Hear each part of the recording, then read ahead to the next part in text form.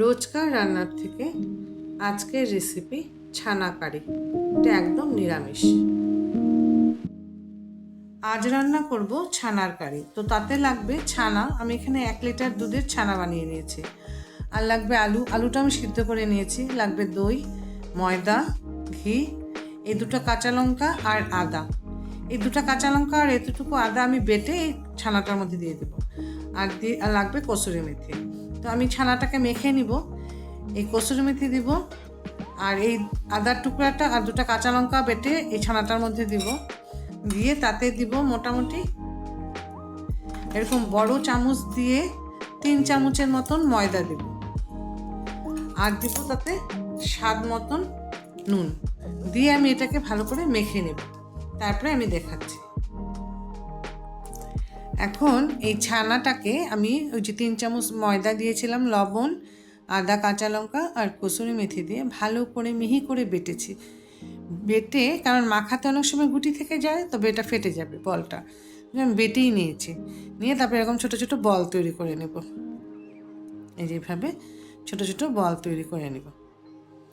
করে আমি তারপরে এটাকে সিদ্ধ দিব, আমি দেখাচ্ছি। এরপর আমি কি করব, এরকম একটা বাটিতে অল্প জল নিয়ে তার মশলাটাও তৈরি করে নিই। তাতে দিব 1 চামচ লঙ্কার গুঁড়ো, আধা চামচ ধনে গুঁড়ো, আধা চামচ জিরে গুঁড়ো আর 1 চামচ ভর্তি হলুদের গুঁড়ো দিয়ে আমি এটাকে পেস্ট করে নিই। তারপরে আমি এটা তরকারিতে দেবো। এখন আমরা রান্না শুরু করি। এখন আমরা একটা কড়াইতে জল দিয়েছি, আধা কড়াই জল দিয়ে জল পুরো ফুটলো। জলটা ফুটার পরে আমি ছানাটাকে এইভাবে বল তৈরি করেছিলাম, এটাকে আমি জলের মধ্যে সিদ্ধ করে নেব। হাই ফ্লেমে 10 মিনিট সিদ্ধ করে নেব। এই তরকারিটা একদমই নিরামিষ, কারণ আজকে শিবরাত্রির পরের দিন তো নিরামিষ খাই, তো পারণের দিন, তাই এটা একদমই নিরামিষ। তো বলগুলি 10 মিনিট একদম হাই ফ্লেমে সিদ্ধ হোক, তারপরে আমি দেখাচ্ছি। 10 মিনিট হয়ে গেছে, আমার বলগুলি সিদ্ধ হয়ে গেছে। এখন আমি বলগুলি এভাবে উঠিয়ে নেব। উঠিয়ে আমি দেখাচ্ছি। এবার আমি আলু সিদ্ধ করে রেখেছিলাম, যে আলুটার মধ্যে আধা চামচের মতন ময়দা দিয়ে দিব, আর স্বাদ মতন একটু লবণ দিয়ে দিলাম, একটু মানে আধা চামচেরও কম, আর আধা চামচেরও কম হলুদ দিয়ে দিলাম। দিয়ে এটাকে ভালো করে মেখে আমি ভাজা করি। তারপরে দেখাই। এবার আমি কড়াইতে খানিকটা তেল দিয়ে দেব, বেশ খানিকটা। তেলটা গরম হয়ে গেছে। তাতে আমি যে ছানার বলগুলি ছিল এটাকে একটু ভেজে নিব, 2 পিঠ একটু ভেজে নিব।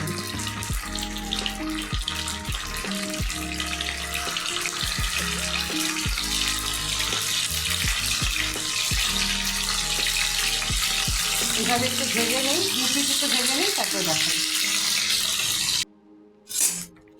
এই যে বলগুলি আমার ভাজা হয়ে গেছে 2 পিঠ।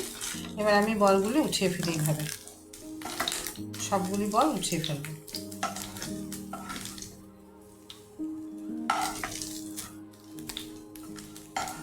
এভাবে 2 পিঠ লাল লাল করে ভেজে নিয়েছি, ভেজে উঠিয়ে নিলাম। তাতে সেই তেলেই খানিকটা তেল দিয়ে দিব।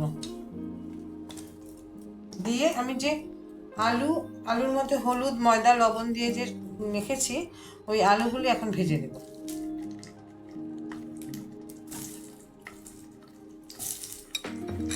আলুগুলি একটু ভেজে নিই, তারপরে দেখাচ্ছি। আলুগুলি ভাজা হয়ে গেছে, এখন আমি আলুগুলি তুলে নিই।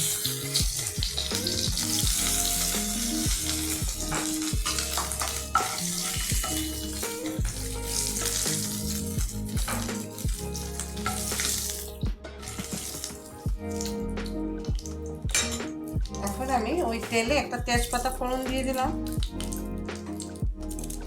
তেজপাতাটা ফোড়ন দিয়ে তাতে আমি মশলাটা যে পেস্ট করে রেখেছিলাম, ধনে গুঁড়ো, জিরে গুঁড়ো, হলুদ, লঙ্কা পেস্টটা দিয়ে দিলাম। দিয়ে দিব স্বাদ মতন নুন।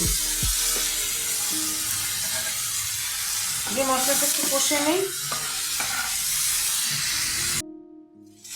মশলাটা কষানো হয়ে গেছে, এখন আমি 2 চামচের মতন দই দিয়ে দিলাম। দিয়ে তাতে স্বাদ মতন চিনি দিয়ে দিলাম, আর দিয়ে দিব একটু গরম মশলা, একটু মানে আধা চামচের মতন গরম মশলা দিয়ে দিলাম। দিয়ে আমি মশলাটা ভালো করে কষিয়ে নিই। তারপরে মশলাটা কষানো হয়ে গেছে, এখন আমি ভাজা আলুগুলো দিয়ে দিলাম।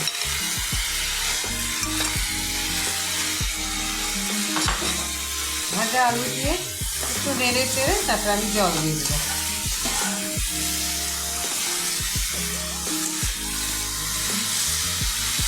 এই তাতে দিয়ে দিলাম 1 বাটি জল, কারণ আলু সিদ্ধ করাই আছে, বেশি জল লাগবে না। এটা ফুটুক, নামানোর আগে ছানার বড়াগুলি আর ঘি দিয়ে নামিয়ে নেব। তো এটা ফুটতে দিলাম আমি, এটা ভালো করে ফুটে দিই। তরকারিটা ভালোভাবে ফুটে গেছে, তো এখন আমি এই ছানার বড়াগুলি দিয়ে দিব। ছানার বড়া দিয়ে বেশিক্ষণ রাখবো না, কারণ গরমে গরমে ঝোলটা ছানার বড়ার ভিতরে ঢুকে যাবে আর ছানার বড়াটা টেস্টি হয়ে যায়, তো এই জন্য বেশিক্ষণ জাল দিব না। এটা দিয়ে দিলাম, দিয়ে 1 চামচ ঘি দিয়ে গ্যাস অফ করে দিলাম। এই আমাদের হয়ে গেল ছানার কারি।